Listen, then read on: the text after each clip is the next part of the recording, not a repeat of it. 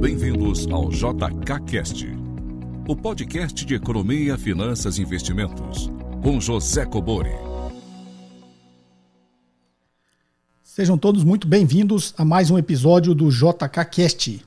Perguntas em áudio e texto para o WhatsApp 61 98117 0005.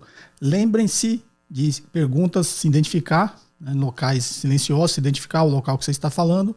Perguntas entre 40 segundos e 1 minuto e texto o equivalente mais ou menos a uma leitura aí de 40 segundos, 1 minuto, tá? Ainda está vindo muita pergunta com barulho no fundo, muita pergunta sem a pessoa se identificar, tá?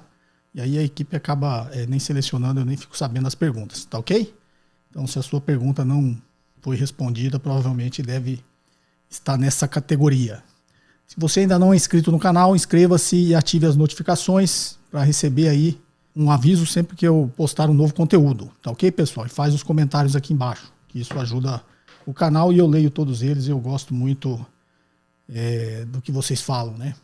Tem sempre algumas críticas, mas isso é natural, né? Desde que sejam embasadas, eu aceito-as com todo carinho, tá ok?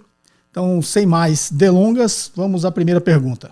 Olá, professor. Meu nome é Euclides, que sou de Blumenau, Santa Catarina, mas hoje moro em São Paulo, pois sou aviador, trabalho em companhia aérea. E mais uma vez estou aqui fazendo uma pergunta para o senhor. Primeiramente, gostaria de dizer que o seu modelo de videocast, onde o senhor coloca o áudio das nossas perguntas e nos responde diretamente, me dá a sensação de estar sentado numa sala, frente a frente com o senhor, batendo um papo sobre economia. Muito, muito interessante o seu modelo de videocast. A minha pergunta está relacionada à análise técnica. Eu conheço o seu posicionamento em relação à análise técnica, tenho ciência da sua opinião. O senhor, por exemplo, uma pessoa que entende tanto da análise fundamentalista quanto de análise técnica também, imaginamos que tenha uma ação, um papel que o senhor tem interesse, o senhor conhece, que sabe que é uma boa empresa, o senhor quer ser sócio dessa empresa, e na sua análise fundamentalista, no seu valuation, o senhor vê que o preço está abaixo do preço justo da empresa. Então seria o seu momento de compra, o momento de o senhor aportar nessa empresa. Porém, se for dar uma olhada no gráfico da empresa, ela está numa clara tendência de baixa. E vários indicadores técnicos sugerem que a empresa vai continuar caindo o preço, e tem um suporte mais embaixo, onde ela pode reverter, Fibonacci, tudo indicando, tecnicamente falando, que o preço dessa empresa ainda vai baixar um pouco mais. Então a minha pergunta é, o senhor ainda assim descartaria totalmente o uso da análise técnica para, de repente, refinar o momento de entrada nesse papel, o preço de compra desse papel, sendo que quanto mais baixo o valor que a gente paga o papel, mais ações a gente pode comprar com a mesma quantidade de dinheiro. Então, a questão é se o senhor realmente ainda descartaria nesse caso ou, de repente, dá para aproveitar um conhecimento de análise técnica para tentar refinar um pouco mais esse momento de entrada. Muito obrigado pela sua atenção e pelo seu videocast. Um abraço. Bem, Euclides de Blumenau, Santa Catarina, um aviador em São Paulo. Eu tive alguns amigos que eram pilotos da TAM, da Gol, né? Já teve vários amigos meus. Eu servi na Força Aérea, né? Então teve alguns amigos aí que acabaram migrando para as companhias aéreas aí, para a iniciativa privada, porque ganha mais, né, do que um aviador na FAB. E eles tinham, você deve ter essa mesma categoria, tinham sempre um apartamento aí que eles dividiam perto do aeroporto de Congonhas, porque é o hub, e acabava o pessoal do Brasil todo ficando aí concentrado em Congonhas. Acredito que essa seja a sua situação, Euclides. Mas vamos lá, deixa eu te explicar. Eu conheço bem a análise técnica, já utilizei, já operei muito no mercado futuro e sou aí um dos defensores da análise fundamentalista, né? Que inclusive é o título do meu livro. Então o que acontece, Euclides? Tem sempre essa dúvida de usar os dois juntos, né? Eu decidi que quero comprar ações dessa empresa pelos fundamentos e aí eu tomo a minha decisão de comprar ou não olhando para a análise técnica. Isso geralmente não funciona, tá, Euclides? Deixa eu te explicar. Tem pessoas que defendem, inclusive amigos meus defendem muito isso, mas na vida real é completamente diferente. Depois eu vou falar para você no final por quê, né? Pelo exemplo que você falou, eu decidi comprar ações dessa empresa A. E aí o mercado está caindo. Pelos fundamentos, a ação chegou num preço que vale a pena comprar. Qual que é o preço que vale a pena comprar? É o preço que está abaixo do valor. É o que eu sempre digo aqui. Ou seja, fiz um valuation, gosto da empresa, gosto das perspectivas que ela tem no futuro, que ela ainda vai crescer e tal. E, né, pelas minhas projeções aqui do futuro dessa empresa, essa ação deveria custar R$10. E aí eu tenho que comprar sempre que o preço estiver abaixo dos R$10. O mercado por algum motivo caiu, está lá 9, 8, eu compro. E aí a sua dúvida é o seguinte, eu olho para o gráfico e o gráfico está me dizendo que vai cair ainda mais, né? Porque o suporte estaria lá, sei lá, nos R$ 7. Fibonacci, as proporções de Fibonacci, né? Tudo isso depois eu utilizei, tá? Mas tudo isso tem algumas coisas que são muito esotéricas, Euclides. E tem algumas que faz sentido, só que ela está olhando para o passado. A análise técnica é passado, né?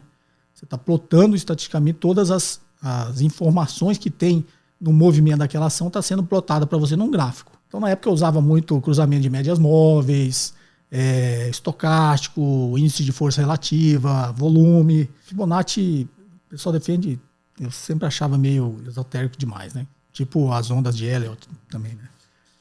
Meu amigo Didi chamava de Idiot Waves, né? Era as Elliott Waves. Então, tem vários indicadores. Os próprios analistas técnicos tem alguns que eles não acreditam, alguns outros acreditam. E aqueles que realmente fazem sentido, tipo o índice de força relativa, o que é o índice de força relativa? Ele está pegando informações do passado, está vendo pelo volume e a velocidade com que aqueles preços oscilam num determinado intervalo de tempo, se aquele movimento é um movimento de força ou não, né? Ou seja, digamos que o mercado vem, aquela ação negocia geralmente X reais em um pregão, né? E aí está ligado com volume também. E aí esses X reais por pregão, sempre uma média, e de repente quando essa ação movimenta tanto para cima quanto para baixo, esse volume acaba, não só o volume em si aumentando, mas a quantidade de negociações aumentam no mesmo intervalo de tempo. E aí você olha e fala, bom, o IFR aqui está dizendo que essa ação vai subir ou vai cair, ou vai continuar numa tendência de alta e vai subir mais ainda, ou vai cair. Aí tem cruzamento de médias móveis, que é a agulhada do Didi. Didi, na verdade, ele pegou a média curta, a média média e a média longa, dividiu pela média média, e aí virou um indicador que fica os três negócios cruzando, média média. A média média dividida pela média média é 1, né? Então, a média média ela fica numa reta e a média curta e a média longa fica cruzando essa reta. Então, o Didi diz que quando ela cruza os três em cima dessa reta é a famosa agulhada do Didi, né? Que nada mais é que o cruzamento de médias móveis, e aí ele está indicando para você uma tendência, né? O que vai acontecer com essa ação.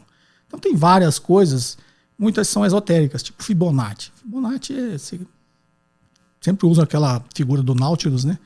Que as proporções de Fibonacci elas se repetem, né, em tudo na natureza, e isso também se repetiria num gráfico de ações.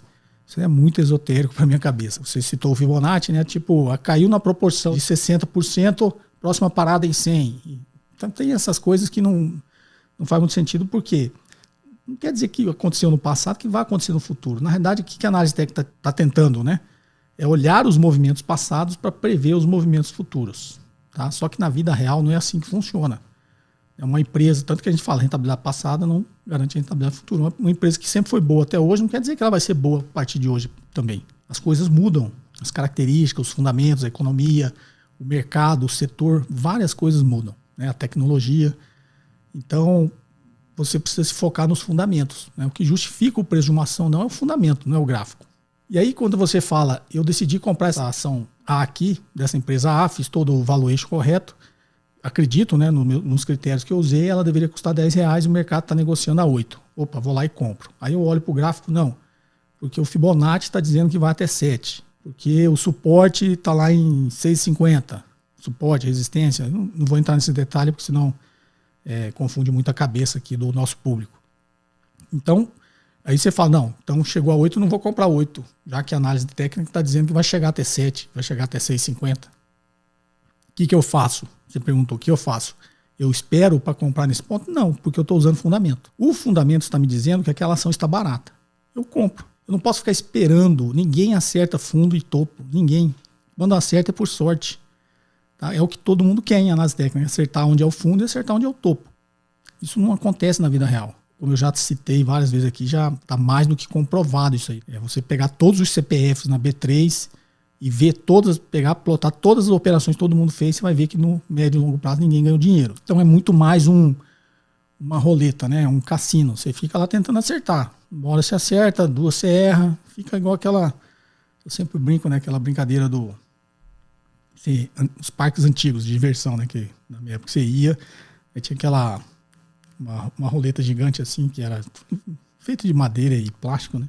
Que eram os times, você apostava, tal, igual uma roleta de cassino, né? E aí você aposta, você não vê ninguém saindo dali com dinheiro. Porque o cara reaposta tudo que ele pega. E o mercado é a mesma coisa. O cara ganha dinheiro, ele vai lá e põe de novo. Ele acha que vai acertar de novo. Então, isso tem muito a ver com a natureza humana. Não é nem muito... Todos eles tentam fazer esse negócio de gerenciamento de risco. Os jargões é sempre o mesmo. De 30 anos atrás, que eu conheço o mercado até hoje, só muda os nomes. Mas sempre tem as pessoas que querem te vender que isso funciona, sempre tem os mesmos jargão. Não, você tem que pegar experiência, tem que ter tempo de tenda, tem que ter gerenciamento de risco. Você pegar aqui nos comentários os traders que me criticam, todos eles falam a mesma coisa. Então, na verdade, ele não acredita naquilo, está repetindo, né? Alguma coisa que ele viu no curso, alguma coisa que falou para ele, e ele fica repetindo isso aí. E só vai descobrir e sair do negócio quando ele perder todo o dinheiro. Infelizmente. Tem muitos de vocês que põem comentário aqui que realmente desistem antes e vê que não vai dar certo, né? Mas, infelizmente, uma boa parcela dos investidores começam assim e eles não param, né? Só para quando perde tudo. Então, por que eu falei que eu ia te falar no final? Se eu cheguei à conclusão que é 10, chegou a 8, eu compro. Eu não preciso esperar chegar a 7, eu não vou acertar o fundo. E isso é ganância. Já está barato. Você quer que fica mais barato ainda? Não é só no mercado de ações, tá? Você vê isso em qualquer tipo de negócio. É aquele cara que está lá, ele já está tendo vantagem no negócio, já está barato o que ele quer comprar, mas ele fica ali tentando espremer para comprar mais barato ainda. Aí o mercado sobe, fica vendo navio, né? Imagina. Eu achei que era 10, caiu em 8, eu falei, não, vou esperar chegar em 7. Aí em vez de ele chegar em 7, ele sobe de novo. Aí fica... É a dor que todo mundo no mercado tem, a mesma dor, tá? Que a gente chama no mercado, é a dor de corno. Que ele não comprou, achou que ia cair mais e o negócio subiu. Aí ele devia ter comprado lá, né? E aí já era, tá?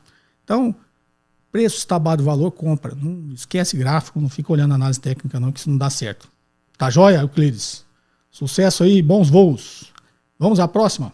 Olá, professor José Cobori, aqui quem fala é Paulo Henrique, de Fortaleza, Ceará. Sigo bastante seu canal e sempre que posso assisto seus vídeos e podcasts. A pergunta que eu queria fazer, na verdade, eu queria saber a sua opinião sobre o processo de securitização, a ampliação desse mercado de securitização no Brasil. Ultimamente eu estava assistindo o filme Inside Job, que falava um pouco dessa securitização do mercado imobiliário lá nos Estados Unidos, crise financeira que teve em 2008, o risco de crédito que não foi bem avaliado. E eu queria saber o que é que o senhor acha em relação ao Brasil.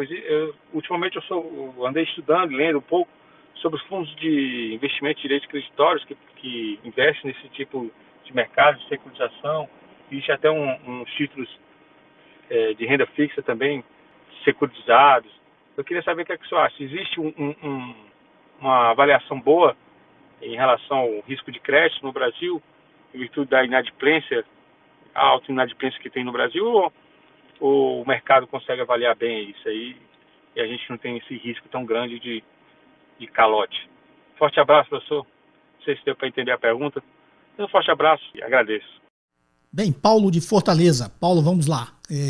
Eu quando dava aula no MBA de Finanças, que eu dei durante 10 anos, tinha uma disciplina chamada Finanças Internacionais, que inclusive até os gráficos que a gente usava para ensinar era mais ou menos parecido com aquilo que aparece no filme The Big Short, né? Quando o cara monta aquelas torrezinhas com aquele de madeira, né? E vai empilhando aquelas madeirinhas e depois ele desmonta para explicar lá pro gestor do fundo lá que ia acontecer, né? O que estava acontecendo com as dívidas. E até a figura que a gente usa, né, para dar aula sobre essa parte de securitização, a gente usa mais ou menos essa figura, né, para ensinar os alunos. Então, o que é o processo de securitização? Você vai ver isso nesse filme aí, tá? O Big Short, A Grande Aposta. A securitização é você pegar várias dívidas, e transforma ela em outra dívida. Eu costumo brincar que você pega uma dívida CCC, AAA, CCC, Triple B, aí o subprime é o Triple Z, né? Você pega o Triple Z, joga tudo dentro do liquidificador, bate, sai um negócio novo lá fora sem risco. Ou com risco muito baixo. Só que tem o famoso subprime ali. Nos Estados Unidos, quando eles faziam isso, chamava as obrigações de dívidas colaterais, que eram os CDOs, Collateralized Debt Obligation. É até difícil falar esse colaterais em inglês, né? Então, eram obrigações de dívidas colaterais, tá? Os CDOs. Os CDOs aqui no Brasil, se você for pegar o que era um CDO lá, o que é um CDO aqui é o ACRI, é o Certificado de Recebíveis Imobiliários. É o CDO de lá. Então, o processo de securitização, ele pega uma dívida, transforma num ativo financeiro, num papel, para ser vendido e coloca ali uma classificação de risco, tá? Que é mais ou menos o que você falou. Esse processo de securitização tradicional, que é o que se ensina e o que se fazia aí na época, era exatamente isso. Pegava igual o risco, né, de um financiamento imobiliário meu é diferente do risco de um financiamento imobiliário de outra pessoa. Só que eles pegam todos aqueles financiamentos que têm riscos diferentes e transformam num só. Então isso é a securitização. Faz a securitização e vende. Aí você fala, é confiável? O investidor, esses fundos trabalham com isso, eles têm que olhar mais a fundo, tá? Mas aí entra a ganância. É porque lá você fala, a gente pode confiar, as maiores agências de classificação de risco nos Estados Unidos, do mundo, que é as que fazem aqui também, estavam dizendo que não tinha risco esses aí. Inclusive, nesse filme Big Short, mostra o cara indo lá, né, na Standard & Poor's, e questionando, e a pessoa, não, porque tipo, o banco de investimento me paga aqui, né, para classificar o risco e eu dou a classificação. Quer dizer, o cara até no filme sai meio, dá uma, né, fica puto lá com o negócio, mas como assim e tal? E ele fica sem entender, né? Na verdade, fica sem entender, não. Ele entende o que está acontecendo, por isso ele vai lá e aposta contra. Então, é exatamente isso. Aqui, as mesmas agências que fazem. É óbvio que depois do que aconteceu lá, as pessoas tomam um pouco mais de cuidado, inclusive as agências. Porque senão você fica... Esse pessoal vive de credibilidade. Eu não sei por que não aconteceu nada com eles, tá? Até hoje. Naquele escândalo da WorldCom com a Enron, aconteceu com a maior empresa, né, de classificação de auditoria do mundo, sumiu. Que era a Arthur Andersen. Para quem é mais antigo deve lembrar desse nome. Naquele escândalo ela sumiu, porque ela auditava um negócio que era todo fraudulento e dizia que estava ok. Então essas agências de classificação de risco, eu acho que eles passaram meio incólume por isso aí, não devia, tá? Eles estavam dando uma classificação de risco que não existia. O negócio era extremamente arriscado. Então o processo de securitização, quando você olha e vai comprar uma CRI aqui no Brasil, você tem que olhar qual que é as garantias que está por trás disso. No caso de um default, o que vai acontecer, quais são os recebíveis que estão por trás disso, né? Os aluguéis que estão, se for uma CRI de aluguel, né? Se for os aluguéis, uma CRI, quais os aluguéis que está lastreando isso, né? Quais as empresas, é igual você olha um fundo imobiliário, tá? De tijolo mesmo. Você olha o risco ali de quem? De quem está alugando os imóveis, não é isso? Se é uma grande empresa, se não é, se aquele prédio inteiro está com uma empresa só. O que era lá atrás, eu lembro, em Macaé, tinham várias instalações que eram todas da Petrobras. E aí ficou todo mundo botava AAA, porque Petrobras nunca vai deixar de pagar o aluguel e tal. Só que não estava vendo que o risco era exatamente isso, né? Todos os imóveis inteiros eram de uma empresa só. E aí quando a Petrobras passou por todas essas dificuldades, entregou aqueles prédios. O cara ficou com um prédio sem poder ocupar, né? Até porque alguns são prédios muito específicos. Tem fundo imobiliário de galpão logístico. Igual, você tem um imóvel alugado de hospitais. É um ativo muito específico, né? Se aquele hospital quebrar e sair de lá, você vai levar muito tempo para botar outro hospital lá dentro. E aquela instalação toda que é muito especializada, você não consegue alugar para outra empresa. A menos que você reforme, vai gastar muito dinheiro. Então, essas coisas você tem que olhar. Os fundos imobiliários são especialistas nisso. Se você pegar uma CRI, você tem que tomar o cuidado de olhar não só a classificação de risco que deram para essa CRI, mas vai ter todas as informações na CRI, você tem que ir atrás. Quais são os contratos que estão por trás disso, quais são as garantias, né? Quais são os aluguéis, como que são esses contratos de aluguéis, né? Como que é o fluxo de caixa desses recebíveis. Tudo isso tem que olhar. Investir com mínimo de risco dá trabalho, né? Então as pessoas às vezes não querem ter trabalho, mas se você quer investir com segurança, você tem que ter um pouquinho mais de trabalho para analisar o risco do negócio. Como eu sempre falo, analise o risco, a rentabilidade é uma consequência, tá? 95% das pessoas só olham a rentabilidade, né? Esquece de olhar o risco. Tá ok? Espero ter te ajudado, Paulo. Forte abraço aí para Fortaleza. Vamos à próxima?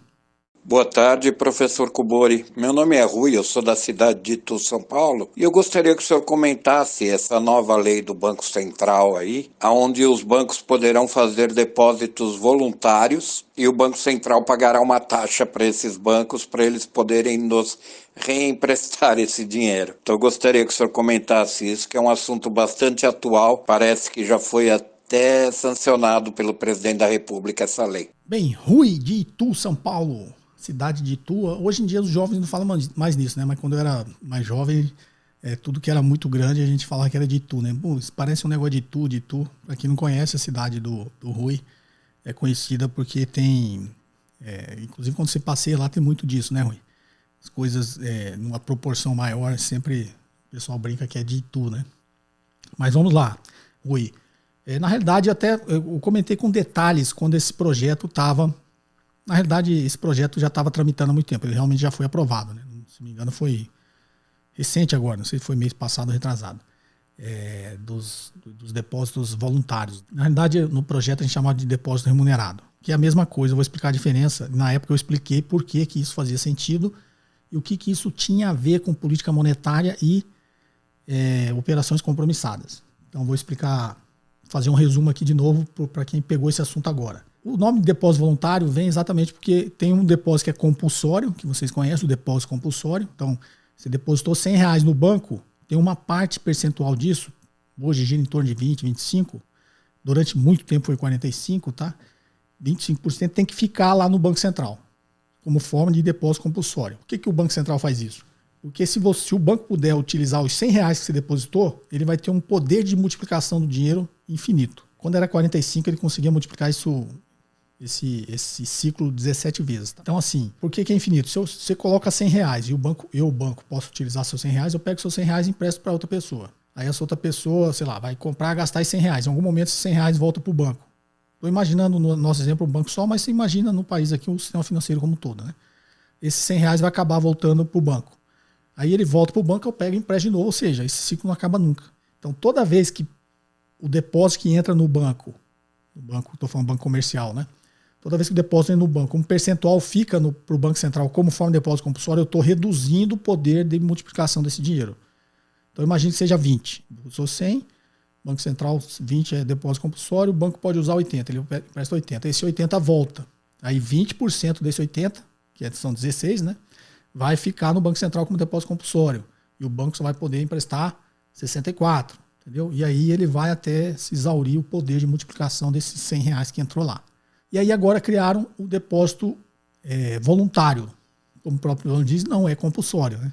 Isso aí, o compulsório o banco tem que deixar. O Banco Central exige, né?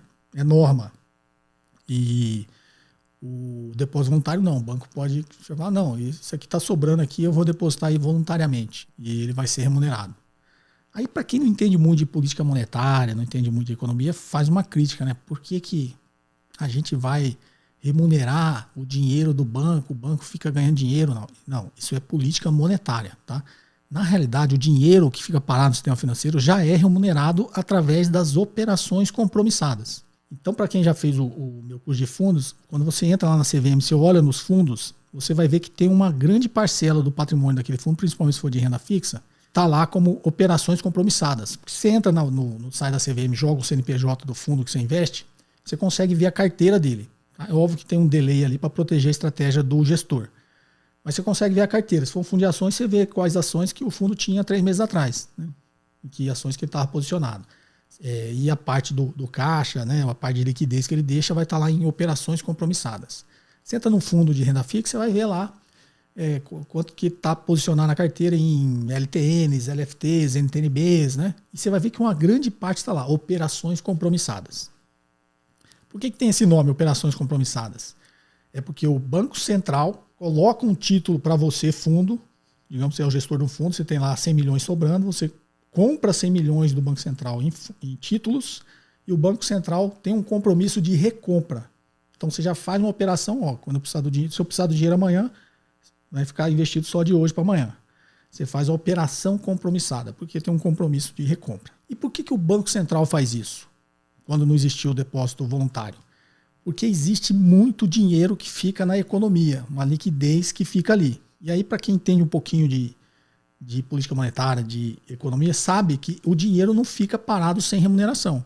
Então, o Banco Central, quando ele está praticando a política monetária, o que ele está fazendo? Ele, resumindo, tá? Ele quer tirar dinheiro da economia, ele põe título e pega dinheiro, né? Aí o inverso, quando ele está baixando taxa, agora ele está subindo, né?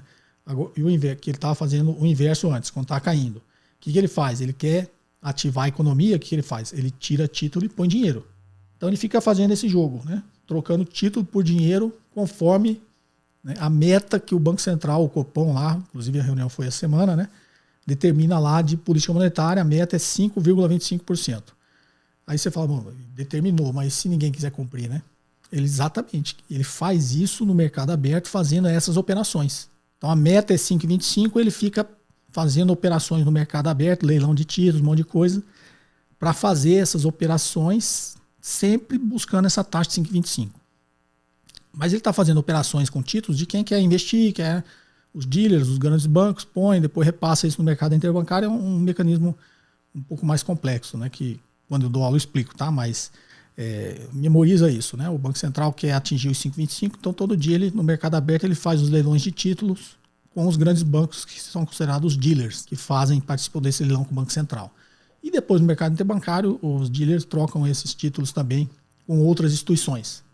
Só que quem está fazendo essas operações é quem está investindo, quem está comprando título para investir.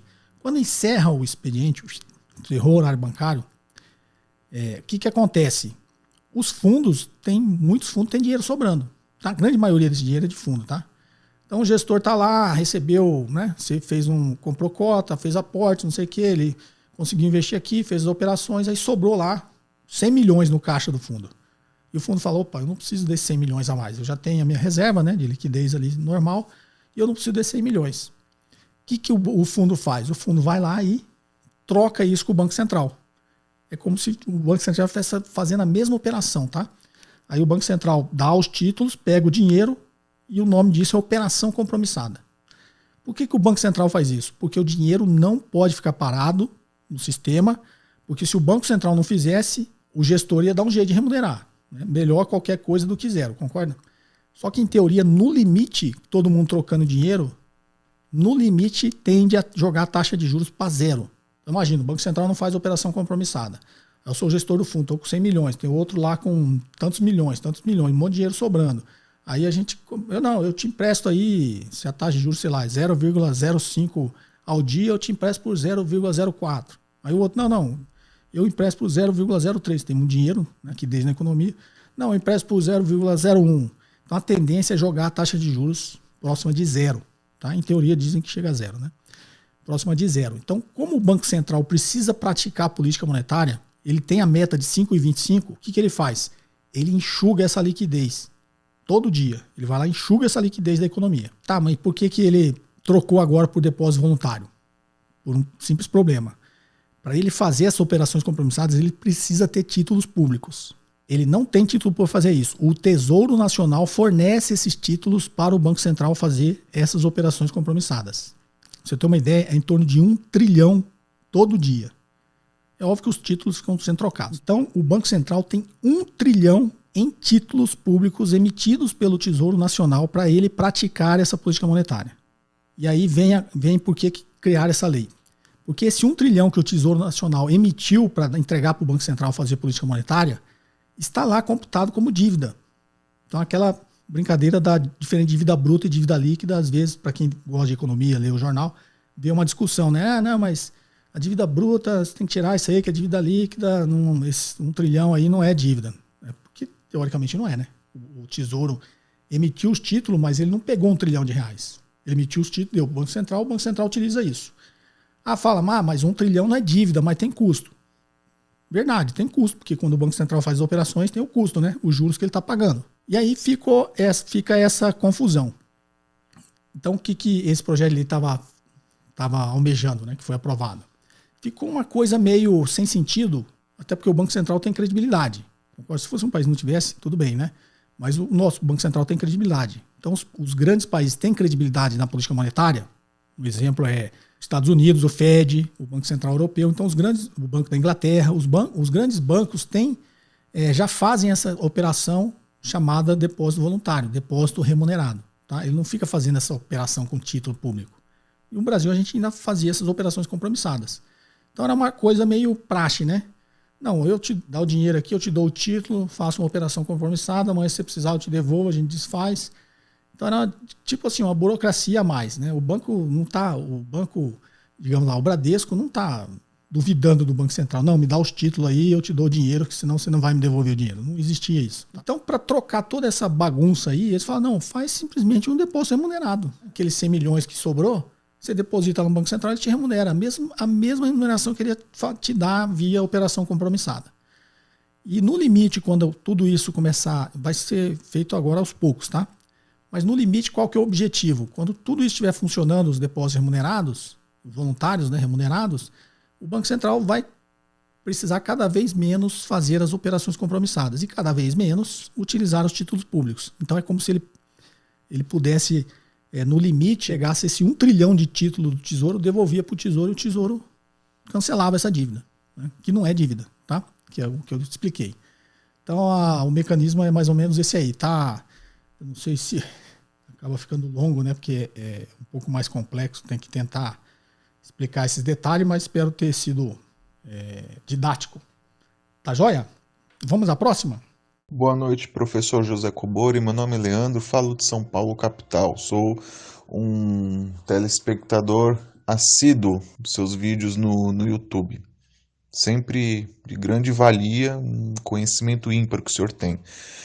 Eu gostaria de saber, professor José Cobori, qual é a opinião do senhor sobre a possibilidade do Brasil reativar o seu fundo soberano, que ele foi, né, extinto ali em meados de 2018. Né, assim, qual é a opinião do senhor se caso ele fosse reativado e seguisse aquela linha de pensamento do fundo soberano norueguês e o da China, né, de uma parte das riquezas do Brasil elas serem investidas no mercado de capitais para que, né, as gerações futuras também elas possam se beneficiar, né, de algumas riquezas, né, que estão sendo geradas agora e que provavelmente alguns recursos naturais que não terão no futuro. Além disso, ajudaria também a fomentar um pouco mais o mercado de capitais no Brasil. Eu gostaria de saber, assim, se o senhor acha como prudente ou não, se no Brasil, em relação à Noruega, uma outra realidade ou não. Muito obrigado, professor José Cobori.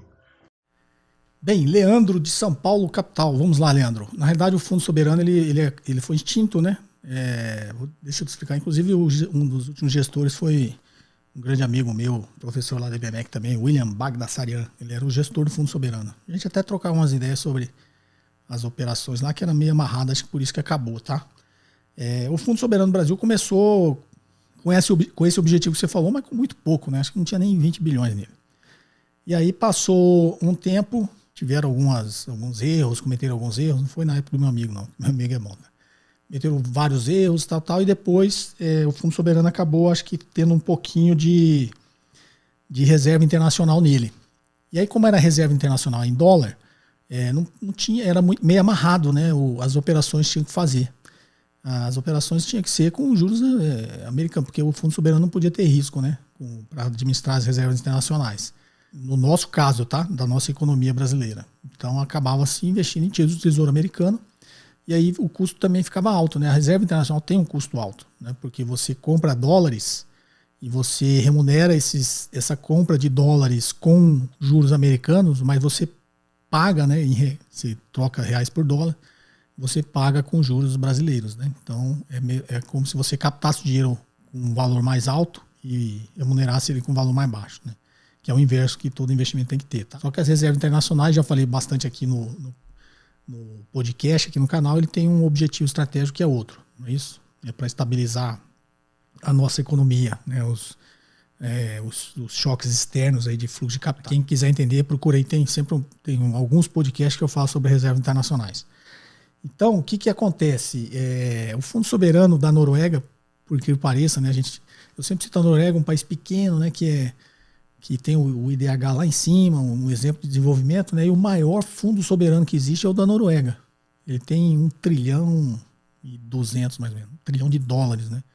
E perde 200. E o segundo maior é o chinês, tem mais de 1 trilhão. Só os dois que tem mais de 1 trilhão, tá? Mas tem vários outros países com fundos soberanos bem rechonchudos, né? Estou citando esses dois que são os dois maiores, da Noruega e da China.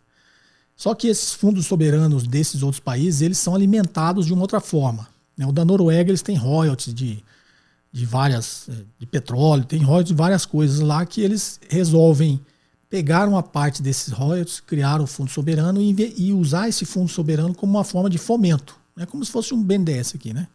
Fica fomentando a economia, investindo, é o que você falou, ajudar o mercado de capitais, investe e também remunera, né? Faz como se qualquer fundo, tenta remunerar aquele capital para lá na frente, se o país precisar, né? As próximas gerações precisarem, Tem até a lógica de que qualquer recurso natural é finito, né? Então um dia vai acabar, mas ele aproveita os royalties, né, desses recursos naturais para desenvolver esse fundo soberano e tornar o país, digamos, um colchão, né, como se fosse um fundo de pensão do país, né? Um colchão bem maior, tá? O da China não, o da China esse 1 trilhão que tem lá é de reserva internacional. A China tem mais de 3 trilhões de dólares em reservas internacionais, tá? E esses 1 trilhão e 100, próximo de 100 aí do fundo soberano, tá no fundo soberano, tá ok? Aí você fala, o Brasil poderia criar novamente? Eu não vejo muito espaço, porque o Brasil não tem dinheiro sobrando, tem dinheiro faltando, né? Então não faria muito sentido, a gente não está conseguindo fez reforma na Previdência, não está conseguindo pagar a aposentadoria com a regra que tem. Imagina você criar um fundo pensando nisso. É um fundo soberano para fazer investimentos, para tentar rentabilizar e tentar com esse mesmo objetivo, né, que você falou aí da Noruega. Acho que a gente não tem royalties do petróleo, também não faz sentido, né? Então, eu não, sinceramente teria que pensar um pouquinho mais, tá? Mas bate pronto assim, eu não vejo muito sentido ter um fundo soberano aqui. Depois que a economia estiver bem, né, a gente tem déficit primário, né? A gente vai ter um fundo soberano. Quando a gente tiver superávit primário, tiver vários indicadores aí que nos diz que a economia está bem, a gente tem dinheiro, nenhum país tem dinheiro sobrando, tá? Mas pode ter um dinheiro aí para ser melhor administrado via um fundo soberano, aí tudo bem. Mas por enquanto a gente não está nessa condição não. Tá ok, Leandro? Espero ter te ajudado. Forte abraço. Vamos à próxima? Olá, professor José Cuburi. Meu nome é Paulo, falo aqui de Goiânia, Goiás. Eu queria perguntar para o senhor a respeito das ações. Qual que é a vantagem que as empresas têm de continuar pagando dividendo para as ações, uma vez que já foi feito o IPO, né? Já foi feito o investimento, então qual que é a vantagem das empresas manterem um mercado secundário? Quero agradecer as suas postagens, né? O conteúdo tem sido muito bom, de grande valia para a minha vida. Sucesso! Legal, Paulo de Goiânia, aqui pertinho, vizinho, né, de Brasília. Vamos lá, Paulo. Na realidade é o seguinte, você falou, eu vou tentar ser didático dessa forma, tá, Paulo? O IPO é feito no mercado primário. Né? No segundo seguinte, os negócios já estão feitos no mercado secundário. Então, para todo mundo entender, mercado primário é quando a empresa faz a sua oferta inicial, faz seu IPO, né? Initial Public Offer. Então ele faz a sua oferta inicial, ou seja, era uma empresa de capital fechado, abriu o capital, ofereceu as ações para o mercado. Aí o Paulo entrou lá na reserva, eu entrei, fizeram lá o processo todo do IPO, que eu tenho um podcast aqui que eu explico também, tá? E aí as ações passam para nós entramos na reserva. O Paulo pegou. No momento seguinte que as ações começam a ser negociadas, elas já estão no mercado secundário. Então, só para vocês entenderem. A empresa capital fechado abriu o capital, aí ela oferece as ações. Aí todo mundo comprou as ações dela, o dinheiro vem para a empresa. No IPO, o dinheiro vem para a empresa, tá? E aí tem uma diferença, esses dias perguntaram, porque tem uma parte desse dinheiro que entra na empresa, mas sai com o sócio, né? Que aí é a diferença de cash in, cash out, tá? Mas também tem um vídeo aqui explicando. Vamos focar aqui na sua dúvida, né, Paulo? Então, abri o capital, entreguei as ações, peguei o dinheiro. No momento seguinte, as ações vão passar a ser negociadas no mercado. Eu empresa, não tenho mais nada com isso. Está lá já no mercado secundário. O Paulo está vendendo para o Cobori, o Cobori está vendendo para outro. No mercado secundário, os investidores estão trocando as ações. A empresa, o dinheiro que tinha aqui para a empresa foi no IPO. Então, daí surge a sua dúvida, né? Por que depois que a empresa fez isso no mercado primário, por que ela vai ficar pagando dividendo? Por que ela faz isso no mercado secundário? Porque o mercado de capitais desenvolvido, uma bolsa de valores, com liquidez, né? Com tudo que a nossa, apesar da nossa não ser tão desenvolvida, é uma bolsa considerada uma bolsa grande, né? No mundo todo em volume de negociação, tá? Mas a nossa bolsa ainda não representa a nossa economia. Não é igual o índice Standard Poor's 500 lá nos Estados Unidos. Mas por que eu, empresa, tenho interesse em dar lucro e distribuir dividendos para os meus acionistas? Primeiro, porque independente se você está no mercado secundário ou não, você é meu acionista. Não é isso? Você comprou a ação com essa expectativa, que a empresa vai crescer, vai distribuir lucro. Então eu distribuo dividendos com esse interesse de atender o meu acionista, que é você, que independente se você está lá no mercado secundário trocando de ações, ou se você nem entrou no IPO, comprou, né, na bolsa, você é acionista. Então eu tenho que prestar contas para você, distribuir. Porque se eu não fizer isso, quando eu precisar de novo do mercado para fazer um follow-on, né, uma oferta secundária, ninguém vai comprar minha ação, ninguém vai querer entrar. Então as empresas têm um interesse em manter o mercado secundário, digamos, agradar, né, os investidores, manter o mercado secundário sempre com bons olhos com a empresa, porque a empresa pode precisar, e é a melhor fonte de recursos que existe com a empresa, é o capital de longo prazo, tá? Que você só consegue vendendo ações, né? Ações é um capital de longo prazo e não pressiona o caixa, né? Quando você comprou minha ação, já era, você virou meu sócio, eu como empresa te vendi uma parte da empresa, não peguei uma dívida, eu não tenho fluxo de caixa obrigado a te pagar as coisas, eu te pago quando eu der lucro. Se eu não der, não tenho, né? O que a gente diz, não pressiona o caixa. Então, o capital próprio é mais caro, mas ele não pressiona o caixa. O capital terceiros é mais barato, mas ele pressiona o caixa da empresa. Então, o interesse em eu estar crescendo, dando lucro, distribuindo, eu mantenho aquela minha fonte de recursos, né, feliz comigo. Amanhã ou depois eu crescer, precisar emitir mais ações, fazer uma oferta secundária, batata, eu vou chegar lá, vou ser uma empresa bem vista, todo mundo vai querer entrar, né, na minha oferta secundária e vai comprar minhas ações. Se eu não fizer isso, pode ser que eu nunca mais precise, né, fazer. Mas é difícil uma empresa que tem objetivos aí de crescimento olhar com esses olhos. Ela sempre vai precisar, né? Mas a empresa, teoricamente, pelo que você falou, pode não, mas não queira precisar do mercado, que quando você for, se você tiver essa visão, você não vai conseguir nada no mercado. Tá ok, Paulo? Espero ter te ajudado. Forte abraço. Vamos à próxima. Fala, professor, tudo bem? É o Alexandre, de São Paulo, bom dia. Sempre acompanhando seus podcasts e livros.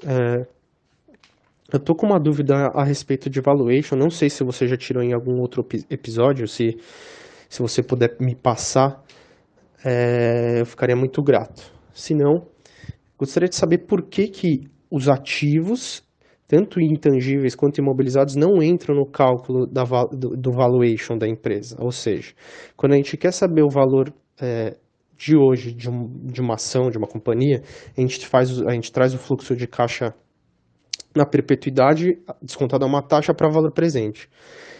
E isso é o fluxo de caixa, a capacidade de geração de caixa dela numa perpetuidade. Mas se eu quiser, por exemplo, fazer um liquidation, ou sei lá, se eu quiser encerrar minhas atividades, eu tenho que levar em conta o meu imobilizado, né, meus ativos.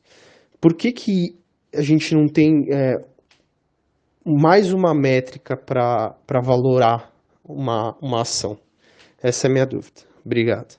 Bem, Alexandre de São Paulo. Vamos lá, Alexandre. Eu não sei se você falou se você leu o meu livro. No meu livro tem um quadro assim que eu até deixo bem destacado. Está escrito ali: o valor operacional de uma empresa tem que ser maior que o valor patrimonial, né? Do contrário, fecha a empresa e pega o dinheiro. Então vou explicar a lógica dessa frase, tá?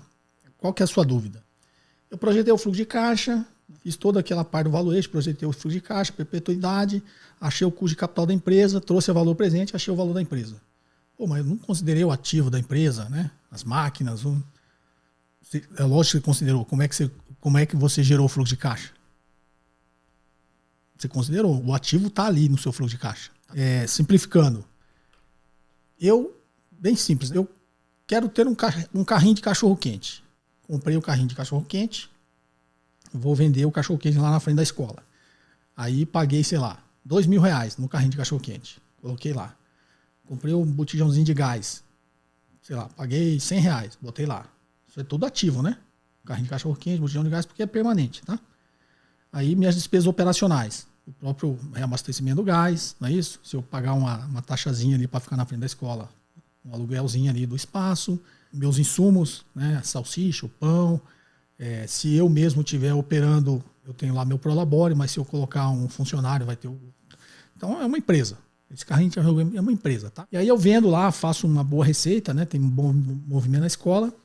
Aí chega você, Alexandre, e fala assim: queria comprar aí o seu negócio, o seu carrinho de cachorro-quente. Por quanto você quer me vender? Eu te venderia o meu carrinho de cachorro-quente funcionando, tendo a receita que eu tenho, pelo valor do ativo, pelo carrinho de cachorro-quente, pelo botijãozinho de gás? pela panela, essas coisas. Não, concorda? Porque se eu for te vender por esse valor, para que eu tenho um negócio? Para que eu abri um negócio? Entendeu? Então aí começa a fazer sentido aquela frase. Valor operacional de uma empresa tem que ser maior que o valor patrimonial. Do contrário, fecha o negócio e vai embora. E aí eu falo, não, eu te vendo, Alexandre, mas deixa eu te fazer vamos fazer um cálculo quanto que vale. Ó, eu vendo, sei lá, 1.000 cachorro-quente por semana, 4.000 cachorro-quente por mês, meu cachorro-quente custa X reais, vou ter uma margem de tanto. Faça o cálculo aí que você falou do fluxo de caixa livre, né? Aí eu tenho as despesas operacionais, sobra livre lá tal, aí X reais, aí desses X reais que sobrou ali ainda não é o fluxo de caixa livre, porque uma parte dessa aí eu tenho que reservar uma parte para reinvestir, né? Fazer o investimento em necessidade de capital fixo, digamos, né? Que, sei lá, eu tenho que guardar um dinheiro ali porque o botijão de gás, né, se desgasta e de 3 em 3 meses eu tenho que trocar o botijão de gás. Sei lá, carrinho de cachorro quente, 3 em 3 meses eu tenho que fazer uma manutenção lá, trocar as rodinhas, isso, melhorar a cobertura, porque o tempo vai. Né? Então isso é investimento em bens de capital. Aí eu separo desse meu fluxo de caixa operacional, separo a parte ali para fazer os investimentos nos meus bens de capital, meu carrinho de cachorro quente, meu botijão, não é isso? E na minha necessidade de capital de giro, compro a salsicha fiado, pão ali, compro fiado lá na padaria, e eu tenho que ter e aí esse fiado vai lá no meu contas a pagar, não é isso? Vendo o fiado, o cachorro quente para alguns alunos, tem uma parte ali dos meus alunos que compra fiado, então aquele é o meu contas a receber, o fiado da salsicha é meu contas a pagar, eu tenho um pouquinho de salsicha e pão no estoque, é o meu estoque, não é isso? Se eu tenho um funcionário lá fazendo cachorro-quente, tenho lá meus salários aí, faço a conta, necessidade de capital de giro, desse fluxo de caixa operacional, tirei a parte do investimento e tenho que tirar a parte de capital de giro. Pum. O que sobrar é o fluxo de caixa livre. Aí eu projeto esse fluxo de caixa livre, traga valor presente pelo meu risco, que é o meu custo de capital, custo de oportunidade. Aí eu chego para você, Alexandre, e falo assim, custou, eu te vendo meu negócio aqui por 100 mil reais. Você, que absurdo, 100 mil reais, teu carrinho custou só 2 mil, seu botijão não sei o quê, aí faz meio que a mesma conta que você e fala assim, vocês têm só 10 mil de ativo, como que sua empresa vale 100 mil? Ué, se minha empresa vale 10 mil, para que eu abri ela? Né? Então eu gastei os 10 mil em ativos ali, em tudo dessa conta que você fez, porque eu vou gerar um caixa com isso que vai ser o valor da minha empresa. Não é isso? Ou, na sua dúvida, né? Aí eu chego para você, digamos que você entende um pouco de finanças, Alexandre. Eu falo assim, então, eu fiz aqui essa conta do fluxo de caixa livre e tal, 100 mil reais vale a minha empresa. Mais os 10 mil aqui dos ativos, 110 mil. Aí você vai falar, não, você está somando as coisas 2 vezes, né? Aí eu sou meio, não entendo nada de finanças, assim, mas como assim, Alexandre? Estou somando 2 vezes. Ué, como é que você gerou esse caixa aí para a empresa valer 100 mil? Do nada? Como é que você fez o cachorro quente? Você usou seus ativos para gerar esse caixa. Então, quando você faz o fluxo de caixa descontado, o ativo está lá. Porque quem gerou aquele fluxo de caixa foi o ativo. Então, não sei, no meu livro tem essa figurinha, né, que eu coloco lá, o princípio lá da continuidade. Né? Você abriu a empresa hoje. Passivo. Se você tem só capital próprio, se você pegou dinheiro emprestado, capital terceiro. Então, passivo e patrimônio líquido. O que é esse lado? Financiamento. Onde o dinheiro está entrando. Aí os meus ativos aqui, tudo que eu te falei, estoque, ativo permanente, carrinho de cachorro quente e botijão de gás. Para que eu me financiei aqui? Para investir aqui. Para investir aqui. Para que eu investi aqui em ativo? Opa, para fazer o meu negócio funcionar, gerar caixa. Aí vendi os cachorro quente, tirei as despesas todas que eu tenho aqui, lucro. É isso? E o negócio, se eu reter uma parte do lucro e reinvestir, a tendência é a minha empresa crescer. Se eu pegar todo o lucro da empresa, né, todo o fluxo de caixa livre ficar com... Na verdade, quando eu estou falando do fluxo de caixa livre, já tem um reinvestimento, tá? Mas imagine aqui competência, né? Lucro líquido. Eu pegar todo o lucro líquido, o que vai acontecer? Minha empresa vai se manter do mesmo tamanho. E com o tempo ela vai quebrar, porque eu não estou reinvestindo. Né? Então, uma parte desse lucro aqui é reinvestimento. Está lá patrimônio líquido, reserva de lucros, reinvestimento. Para que eu segurei a reserva de lucros aqui? Para reinvestir nos ativos. Investir no ativo para quê? Para gerar mais receita. Estou gerando mais receita, com as despesas controladas, vou aumentar meu lucro. Então, o seu fluxo de caixa já está considerando ativo. Tá? O valor patrimonial só é utilizado como exatamente no ponto que você falou. É só o valor de liquidação. Então, o meu negócio quebrou. Agora imagine. Quebrou. Meu negócio de cachorro-quente quebrou. O que eu tenho na minha empresa para vender? O carrinho de cachorro-quente e o botijão de gás. Então, o valor de liquidação da minha empresa é o ativo. Aí eu vou lá e tento vender os ativos. Esse é o valor de liquidação. Mas, novamente, o valor patrimonial não é o valor operacional. O valor operacional tem que ser maior que o valor patrimonial. Só é igual ou até menos nesses casos, tá? De liquidação da empresa. Espero ter elucidado este enigma. Um forte abraço, meu amigo. Sucesso. Vamos à próxima? Boa noite, professor Cobori. Quem está falando mais uma vez é o Evandro de Belo Horizonte. Desde já, mais uma vez, um prazer participar do seu podcast.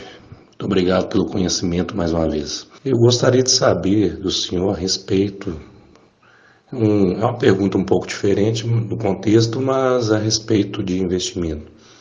Eu gostaria de saber a respeito do SAF, agora a Sociedade Anônima de Investimento dos Clubes de Futebol Brasileiro.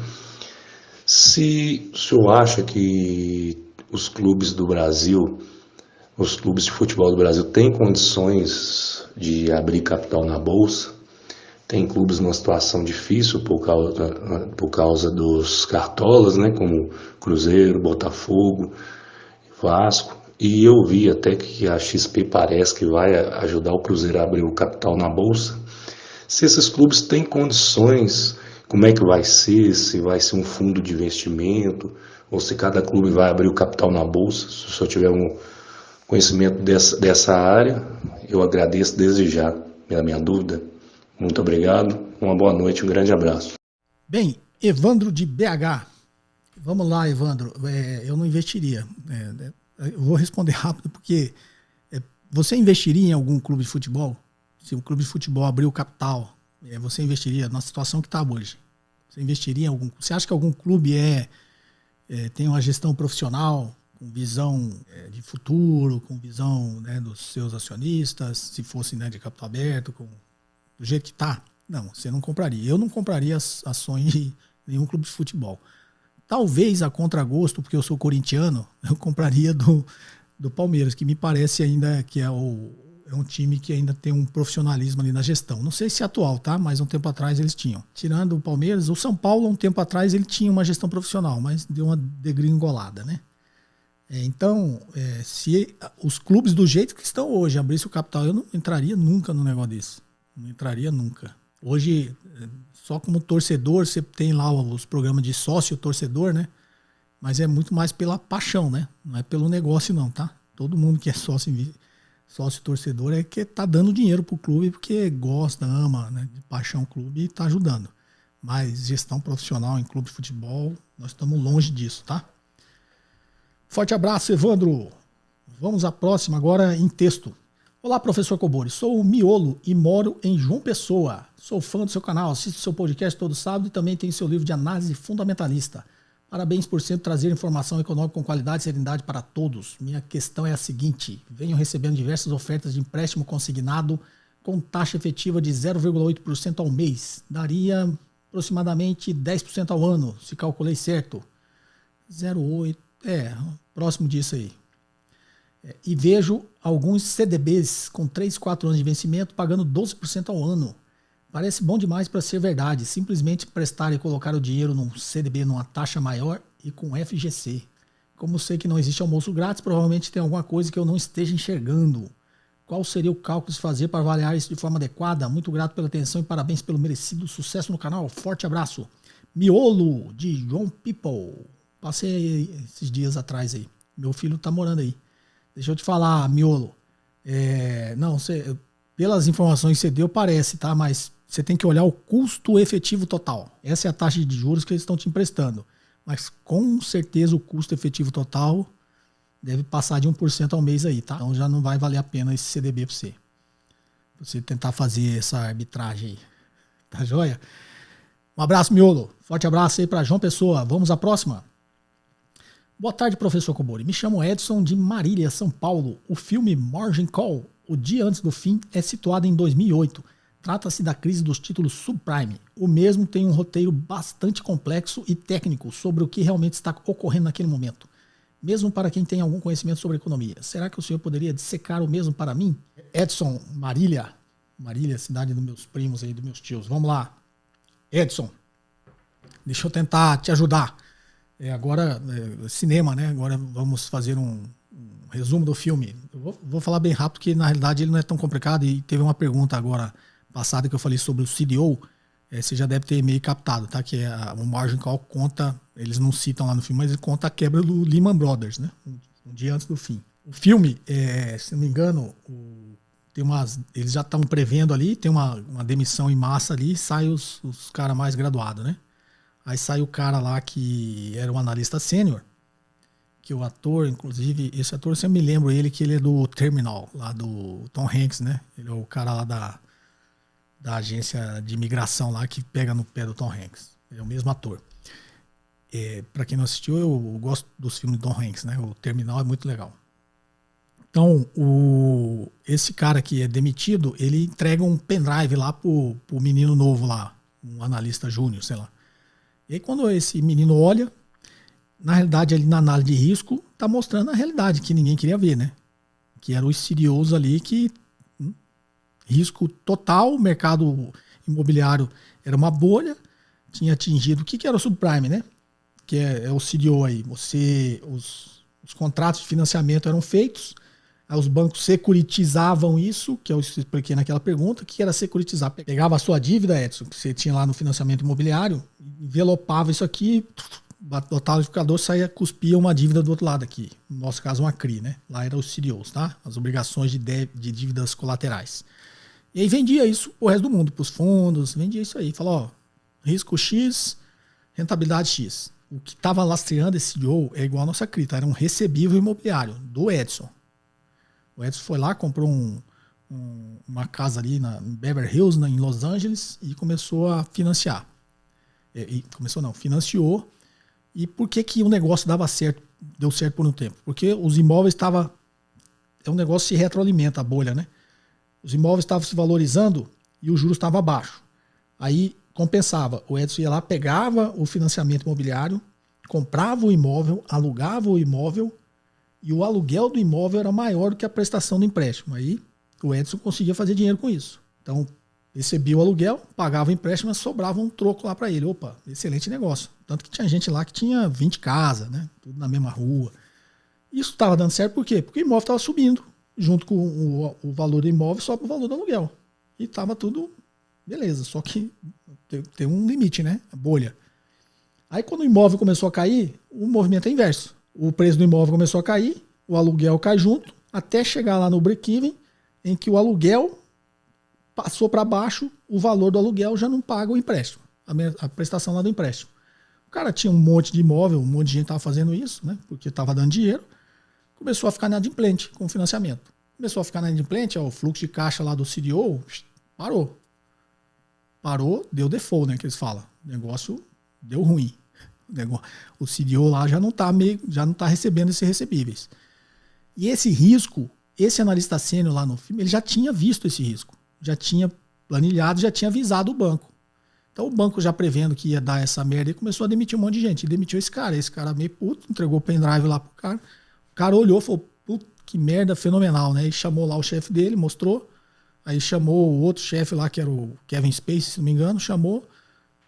E aí convocaram a reunião toda, chamou lá o CEO lá, o Jeremy Irons, se não me engano. Eu só lembro desse cara, desse filme épico, né? Se não me engano, a Missão. Não acho que é muito antigo. A Missão era com o Robert De Niro, era novinho ainda. Aí ele chamou lá o Jeremy Irons, o CEO lá, não entendia muito do negócio, mas era um cara de negócio, né? Meio sem escrúpulos. Aí os caras falaram, o que nós vamos fazer? Bicho, a merda vai estourar, vamos fazer o seguinte, vamos vender esses títulos todos para os nossos clientes antes que alguém descubra. Ou seja, troço, o cara tipo assim, sei que não vale nada, mas antes dos clientes descobrirem que não vale nada, vamos vender para eles. E foi isso que foi feito. Tá? Então o filme, a historinha é essa, é a história do subprime e o que os bancos de investimentos estavam fazendo. Tá ok, Edson? Espero ter feito uma sinopse rápida do filme aqui. Vamos à próxima? Boa tarde, professor. Tudo bem? Professor, hoje vi uma reportagem do Infomoney, onde ele junta indicações de ações feitas pelas principais corretoras e faz um ranking das mais indicadas. Vale está na primeira colocação. Gostaria de saber se com a previsão do aumento da taxa Selic pode haver alguma vantagem em investir na Vale, por ser iniciativa privada, e também gostaria que uma mini aula do senhor determina preço justo da ação. Aprendi um jeito simples, que é dividir o dividendo pelo dividend yield. Fiz isso no caso da Vale e a resposta deu R$80 por ação. Hoje a ação está custando 112. O senhor pode tirar a prova real do que está realmente certa a minha conta e o método que aprendi? Pelo que você escreveu aqui, está errado. Você foi e voltou. Deixa eu te explicar por quê. O dividend yield é o dividendo dividido pelo preço da ação. Aí você pegou o dividendo e dividiu pelo dividend yield. Então vou colocar número que você vai entender. Imagine que a empresa distribuiu R$1 de dividendo e o preço da ação é R$10. 1 dividido por 10, 0,1. 0,1 em percentual é 10%. 0,1 é fator, né? 0,1 em percentual é 10%.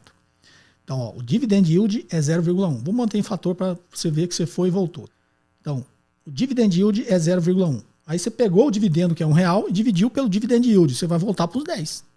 Né? Então, esse método que você aprendeu aí, se alguém te ensinou, tá a sua perna, não sei, que ele fez, foi e voltou, né? Não fez nada aí, tá? Valuation eu faço com fluxo de caixa descontado. E dividend yield é um múltiplo. Você tem um monte de múltiplos que você pode avaliar. Um dia eu escrevo um livro sobre múltiplos e os cuidados que você deve ter. A editora me cobra sempre esse livro sobre avaliação relativa. Vamos à próxima? Espero ter te ajudado aqui. Pena que você não colocou o nome. Vamos lá.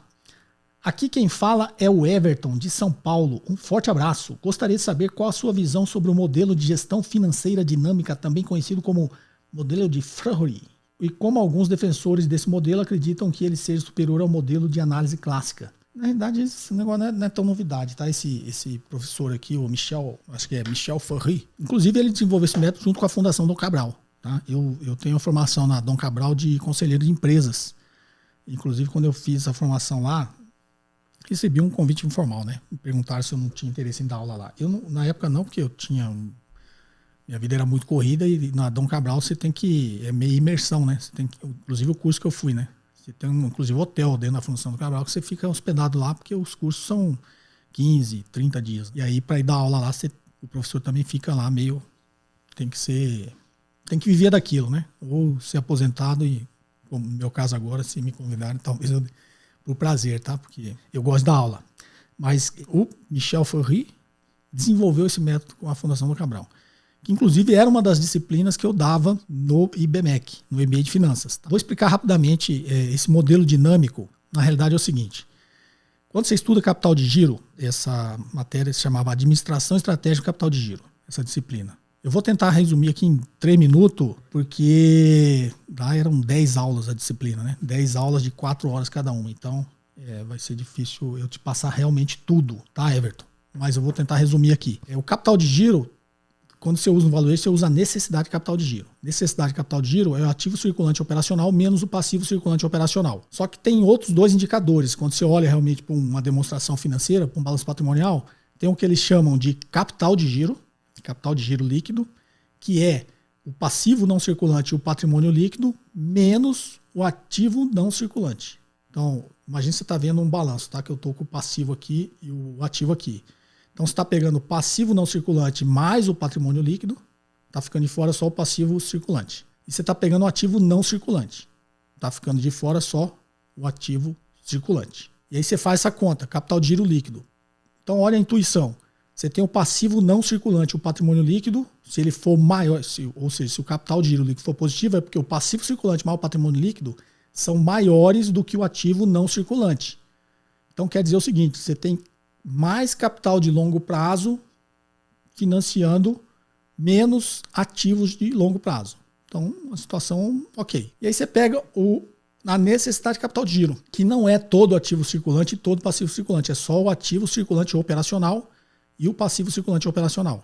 Um menos o outro da necessidade de capital de giro. O que ficou faltando aqui nesses 2 indicadores que eu te falei? O ativo circulante financeiro ou errático. Tá? O que eu chamo de operacional pode ser chamado de cíclico também. Então eu estou tirando só o financeiro. Só que o financeiro entra nessa conta quando eu pego esses 2 indicadores e diminuo um do outro, que é o saldo em tesouraria, né, ou só saldo, que é o capital de giro menos a necessidade de capital de giro. E aí vai sobrar só o financeiro aqui. Então, o que ele faz? Ele pega esses três indicadores, capital circulante líquido, necessidade de capital de giro e saldo em tesouraria, e ele classifica se um é positivo, outro é negativo e outro é positivo. E ele faz uma tabelinha, a situação ideal, né? Não é ideal que tenha uma melhor ainda, a ideal seria o capital circulante líquido positivo, a necessidade de capital de giro positivo e o saldo em tesouraria positivo. Empresa sólida. Melhor que isso, excelente, seria o capital circulante líquido positivo, a necessidade de capital de giro negativa e o saldo em tesouraria positivo. Necessidade de capital de giro negativa quer dizer que a empresa não precisa ter capital de giro. O giro dela é financiado pelo fornecedor. Então, a necessidade de capital de giro dessa empresa é negativa. Um exemplo disso são as grandes redes de supermercado. Ele consegue girar o estoque dele, vender, receber, antes de ter que pagar o seu fornecedor. Ou seja, ele consegue um bom crédito com os fornecedores e consegue girar isso mais rápido, receber antes do que ter que pagar o fornecedor. Então ele tem um capital de giro a favor dele, que é a necessidade de capital de giro negativa. Então é uma situação excelente, tá? Que é melhor que a sólida. E aí vai baixando isso aí, você vai imaginando, né? Capital circulante negativo, saldo de tesouraria negativo, aí vai fazendo uma combinação. Então ele criou essa tabelinha e quando você analisa as empresas, sobre esse ponto de vista, isso na realidade é liquidez. Sobre esse ponto de vista da liquidez, você classifica, você pega, sei lá, vou olhar os últimos 10 anos dessa empresa. Aí você classifica ela nesse método dele. Aí você fala, pô, essa empresa estava sólida, aí agora ficou meio ruim, muito ruim, péssima, ou seja, você falou, a empresa está piorando. Ou o inverso. A empresa vinha aqui péssima, muito ruim, tal, mais ou menos, sólida. Excelente. Opa, a empresa deu uma virada aqui, né? Na gestão do capital de giro dela. Empresa legal. Ou seja, não vai ter problema de liquidez, de solvência, tá, da empresa. Foi uma parte de capital de giro aqui meio rápida, só para responder a sua dúvida. Tá ok, Everton? Espero que você tenha entendido, mas acho que deu para pelo menos pegar a noção. Não é isso? Forte abraço, Everton. Essa foi a última pergunta. Espero ter respondido e agradado a todos. Se você ainda não é inscrito no canal, inscreva-se e ative aí as notificações. Faz aqui os seus comentários, né? Dá o like aí. Pessoal, minha equipe sempre fala para eu pedir isso, é que eu esqueço.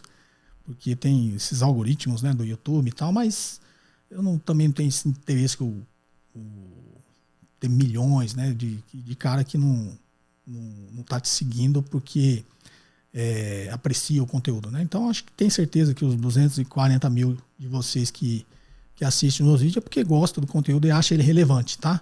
Então se você achar que pode ser relevante para outra pessoa, ajuda se você, né, fizer os comentários, né, dá o like aí, tá? Que o YouTube entende que, o algoritmo, né, do YouTube entende que é relevante e começa a mostrar para mais gente. Tá joia? Perguntas em áudio e texto para o WhatsApp 61981170005. Foi um prazer estar com vocês. Até o próximo episódio.